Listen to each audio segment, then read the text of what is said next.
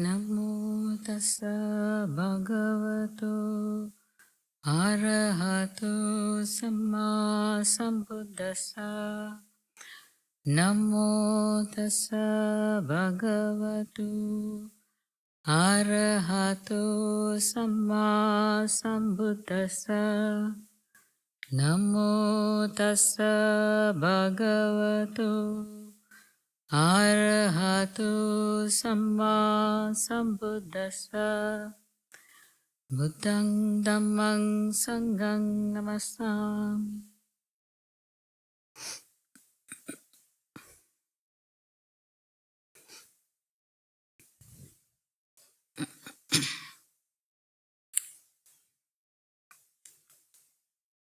So I have been invited by Ajahn Khemaka to share some Dhamma reflection about. I have been away for a while in Sri Lanka. My aim was to visit my mother, who I haven't seen for a while. And it was very timely. 2 weeks after I saw her, she passed away. So it was a very rich spiritual experience for me being in Sri Lanka.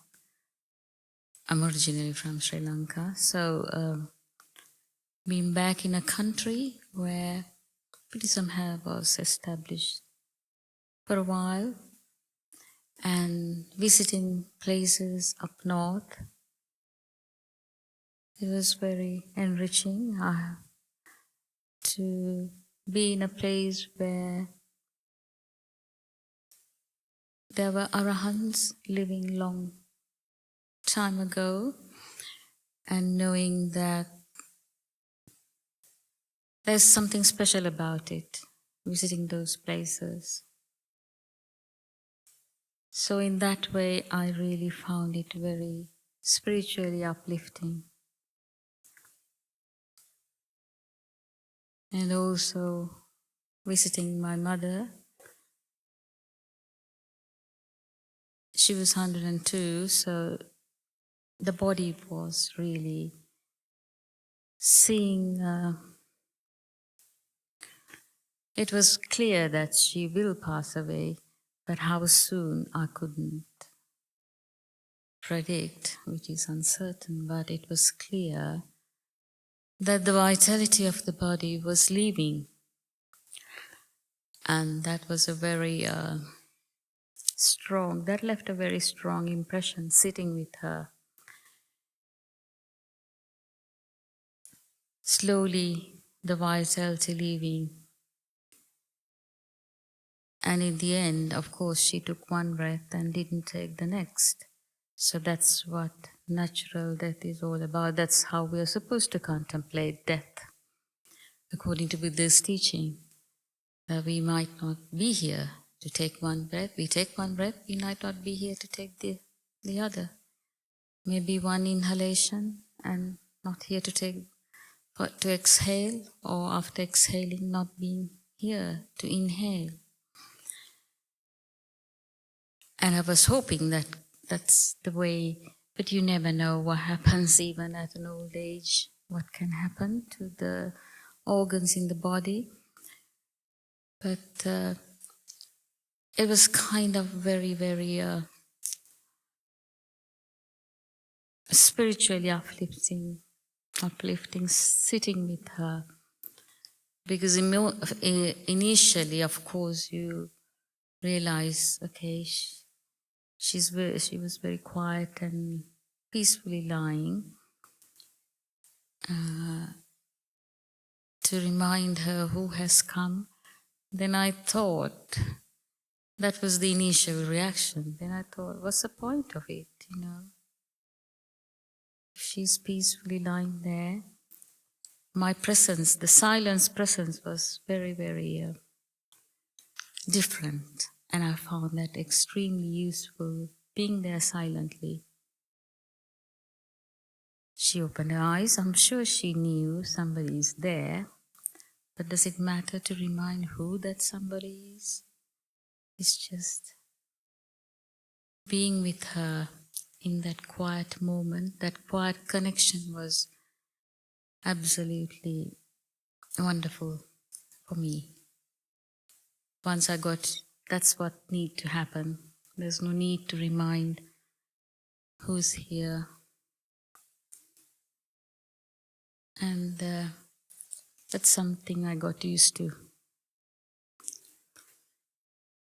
So that's what happens to all these bodies. I'm sure everybody has experienced death of a loved one or a friend or a loved one. Of course, we can see it happening externally, but that's all what that happens to all of us. Everybody has to get old, get sick and die.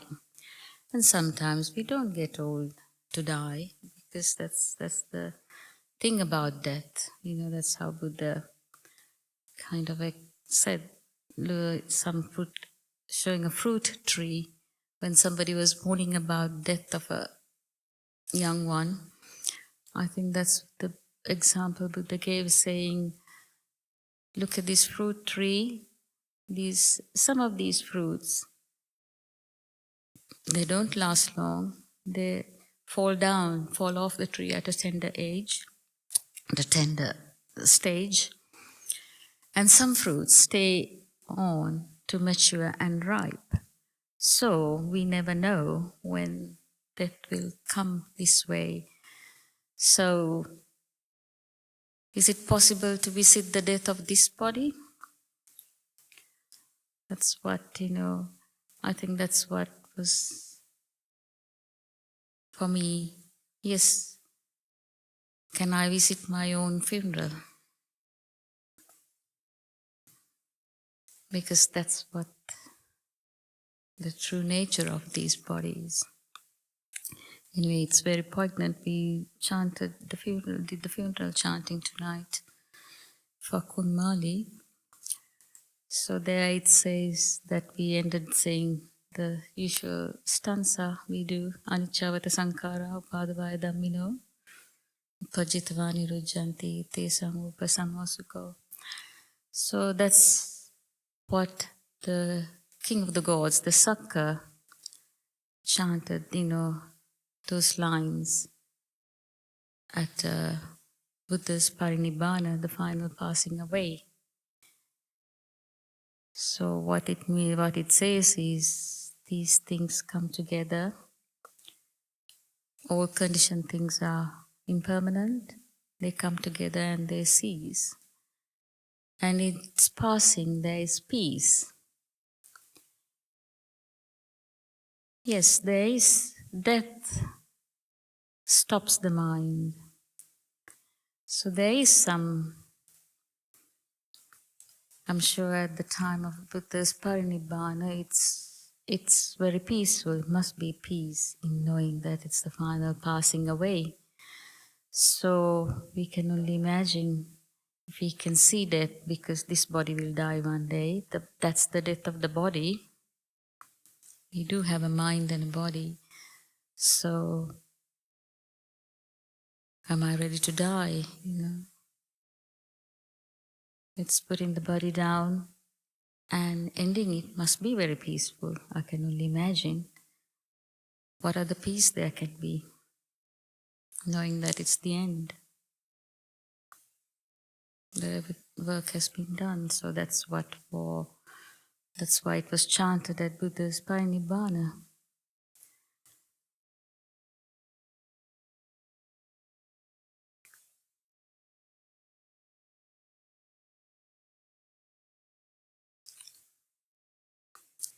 Yes, it's good to contemplate how we come into this world. So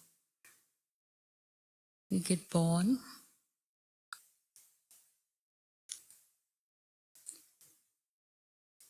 And of course, once we are born, we have a long, hard struggle. I'm sure most of us are here, we all come to this monastery because in some way or the other, we must have understood that this birth is, there is stresses in this life. We get born and we must be having some understanding, otherwise we won't be visiting the monastery. So that's good that these monasteries exist for us to be able to practice and expound the Buddha's teachings.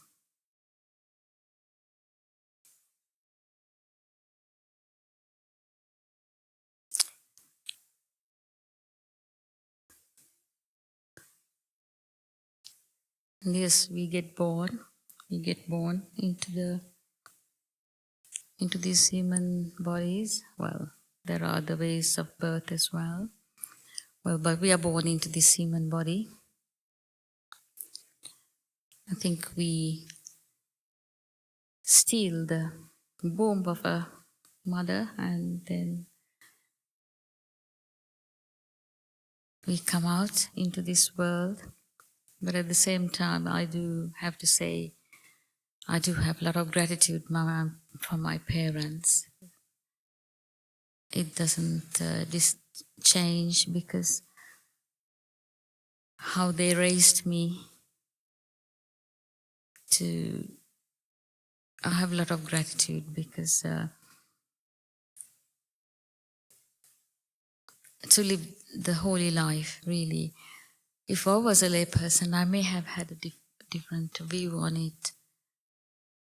I may have had kind of regrets, remembering the regrets of teenage years and things like that. But living the life of a samana, I really feel a lot of gratitude that they raised me and I joined as a daughter of a Buddha and be able to live in a monastery.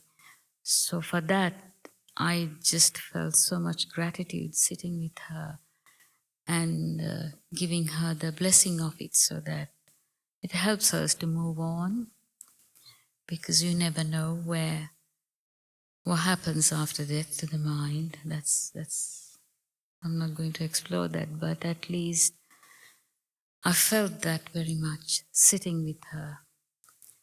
I'm not sure whether I would have felt the same if I was a layperson. I'm not sure, really. Because we all have regrets, about certain things in our lives.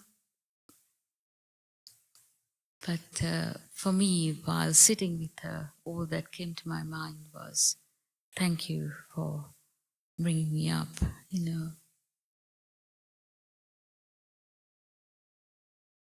So that was very eminent, very, very strong as well, sitting with her.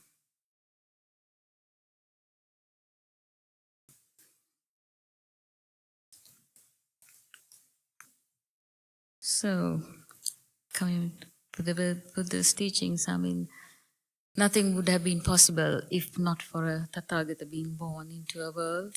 So, the same thing goes for the Buddha's teachings as well. If not for the Buddha's teachings, we wouldn't be here. So, as I said, all of us must have some kind of understanding about the stresses in life to be able to come and stay in a monastery, to visit the monastery, some taking it the life of a samana and the others visiting or staying for the day or staying. So that shows that all of us have some understanding about stresses of life, being born into a body.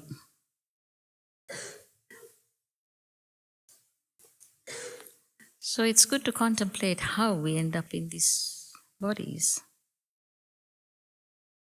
as long as we are in this body. So it is said that it's the arising, ceasing nature of these things, because that's what the Buddha's teachings are all about, is the conditionality. Things arise because of causes and conditions. The conditionality of this existence. So how do things arise and cease? How do we get born? I think the food is the main thing. Well, there are 4 nutriments. Out of the 4 nutriments, the first one is the physical nutriment, the kablikara ahara, and the second being the contact, the third being the volitional formations, and the fourth being the consciousness. I think food is a very strong thing we all have to deal with. And seeing things, because when the eye sees something, well, we have these 5 aggregates. We are nothing but these 5 aggregates: the form, feeling, perception, mental formations, and consciousness. So the form is very strong, because whenever we see a form, if we see another human being, we never look at it as a sealed bag of skin filled with unattractive things. No, we go for the color and the shape. That's the attraction. So that when the eye sees this form, then there's the eye consciousness and the contact. This contact is the ignorant contact. We are not able to see things in the true way. We see things with the ignorant contact, things as being beautiful, it will give me pleasure, and it will give me pleasure forever, and how it will be mine, the ownership. So that's the ignorant contact we have. Born out of that ignorant contact, there's the feeling. So that feeling is what we chase. We like to have the same feeling over and over again.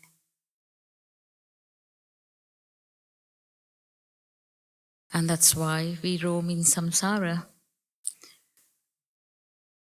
We come again and again.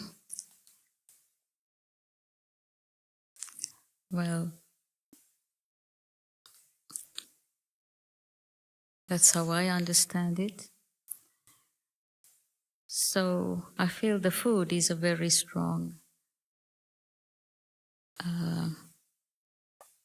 craving we have. So when we see something, when the eye sees the form, we kind of welcome it, take delight in it, welcome it, and cling to it, remain holding on to it. So that's how then the craving arises in the mind.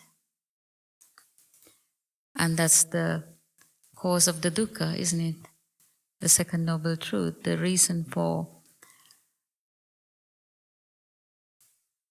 dukkha is we do have this craving. And this is how the craving gets established. So this is all happening in the mind. The craving is arising in the mind. And maybe that's what we have to see to end this long journey of samsara, how the craving arises in the mind with this ignorant contact. If we see things as not beautiful, because the food, as soon as we eat the food, it becomes vomit, and that's what we are. The blood is formed out of this, and the rest come out of the other end. But of course we need food to nourish these bodies, that's a fact, we have to. But the craving arising is another side of it. And I suppose that's what we have to see, how this craving arises in the mind, seeing the food, and how that craving make us come back into a body again and again, so that we have to taste this food again and again, creating the 6 senses, the five, the eye, ear, nose, tongue, body, and the mind.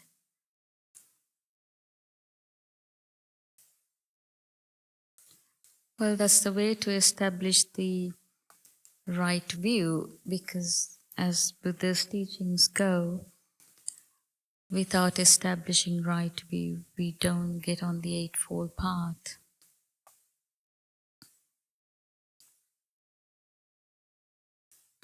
And once we establish the right view, the thoughts that follow become the correct thoughts that need to arise because they're born out of right view. So establishing the right view is the key factor in the Eightfold Path. That is understanding the birth and death, understanding the five aggregates,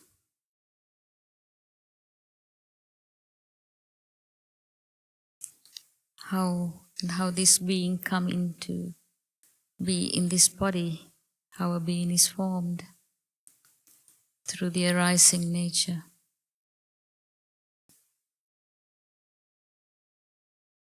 And I suppose the ceasing nature is if we do the opposite. So if we don't take delight, we see things as they are. If we don't take delight, if we don't welcome it, and if we don't cling to it, then there is no becoming, there's no bhava created, because it's the clinging that creates the becoming. And with the becoming, the birth happens. Because the characteristics of becoming is, we like to do this, we like to do that. If we do this, we'll be happy. If we do that, we'll be happy. And we are constantly seeking. I'm sure I'll be happy if I do this. I'm sure I'll be happy if I go to a certain place in Sri Lanka.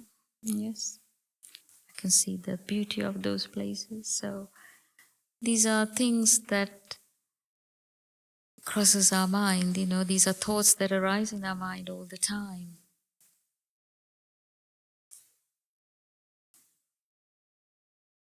And that becoming is what gives birth.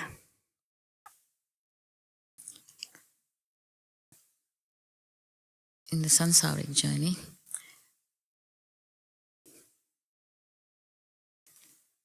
So when you think of the Dhamma, it's such a beautiful thing to be able to explore this, because we can experience it through this mind and body. And these are the qualities of the Dhamma, We all can experience it, having this human mind and human body. And that's a blessing. How these teachings help the human kind. Yeah, it was very apparent bringing in Sri Lanka how their generosity works, because it's very touching, the generosity aspect of the human kind. How willing they are to support the samanas. And there's so much beauty in this generosity, giving. And that's very touching. Yes, there are different forms of giving. You can give material things. Well, if to be able to give a material thing, one has to give up the desire for that, for a donor to give something to somebody. The donor has to overcome the desire or the craving for that particular item, to be able to give it away. Otherwise, it's not proper giving. So that brings joy. I think you can see the joy in giving. We all give in certain ways. We can give. It need not be material things.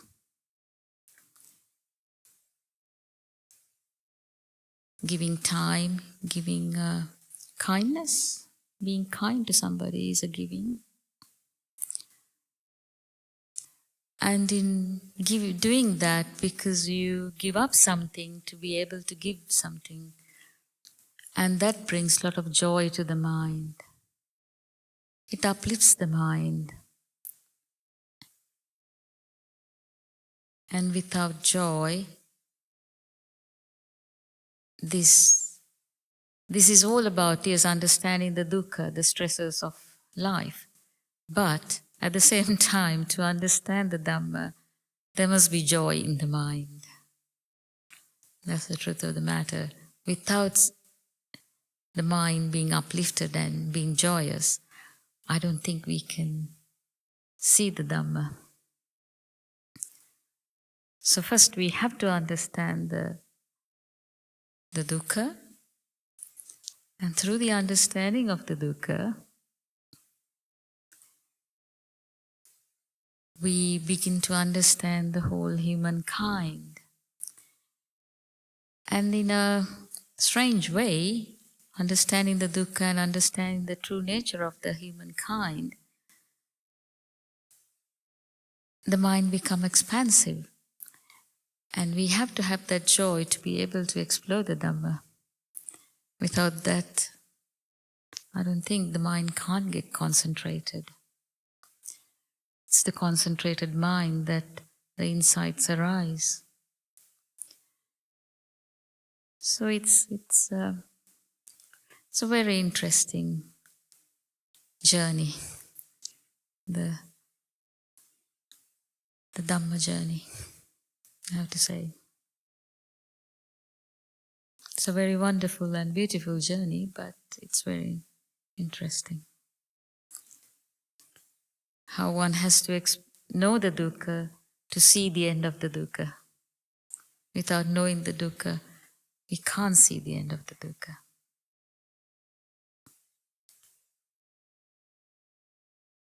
And that brings a joy to the mind, and be concentrated, and the insights arise.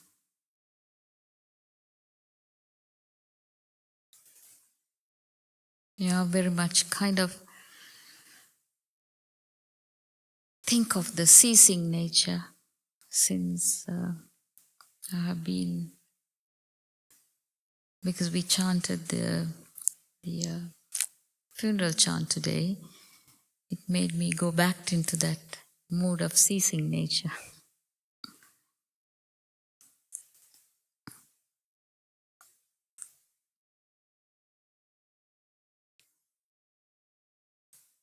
Just to say, I've been away for a while, and it was joy to be back in the community today, because it was the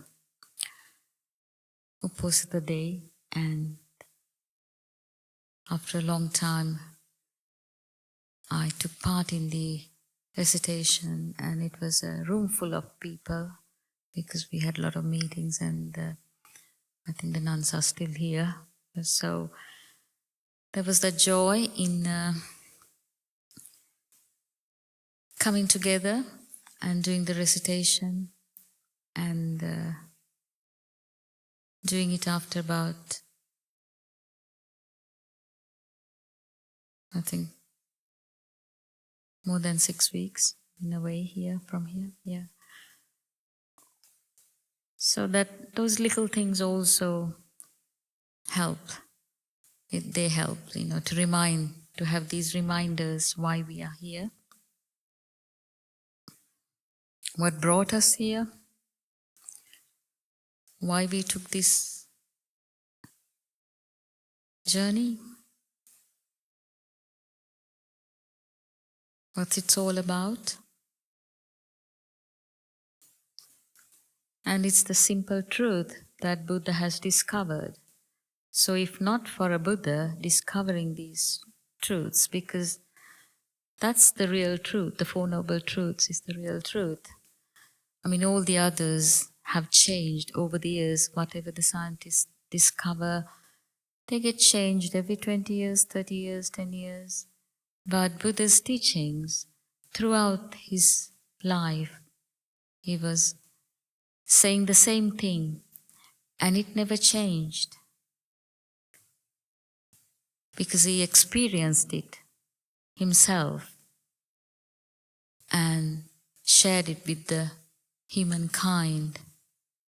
So it's the truth. There's no, I mean, everybody gets born, get old, get sick and die. There's no other truth than that. It's a simple truth. But we have complicated it so much, that simplicity of this truth, we got into a muddle with the Dhamma as well. But it's just seeing that simple truth of the Four Noble Truths. That's what Lampo Sumedha talks about all the time. It's just seeing that Four Noble Truths. It's a lot. Yeah, it's a simple truth, but it's very deep. It's very deep to understand it and really see what it is. But it's a very simple truth, which is true for all humankind. And in that way, we are all common. That's a common factor for all human beings.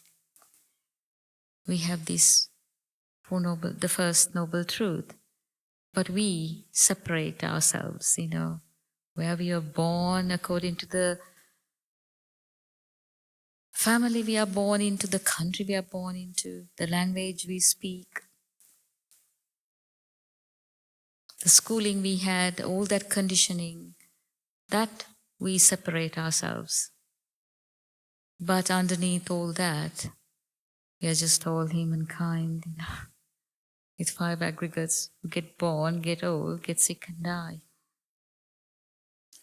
Or we forget that the conditioning comes to the surface so strongly, and we get into groups and separate ourselves. And all the conflicts happen because of that.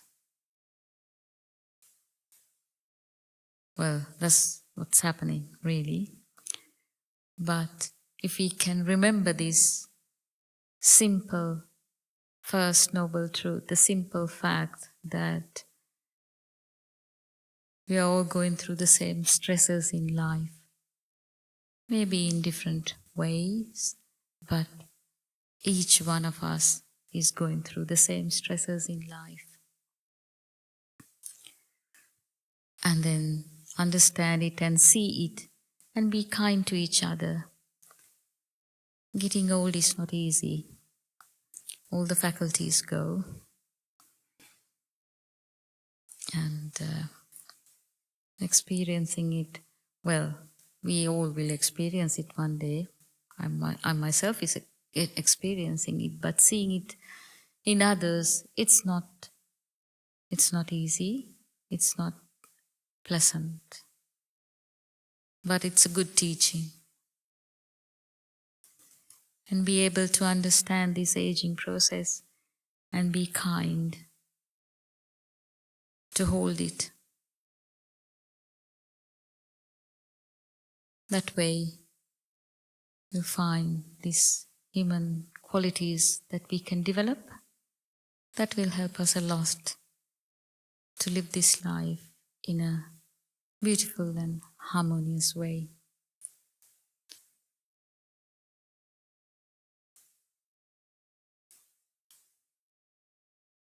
And we have a great treasure in these teachings to be able to use it and make this life a meaningful one. So, in our passing, there is peace. I wish you all that peace. Thank you for your attention.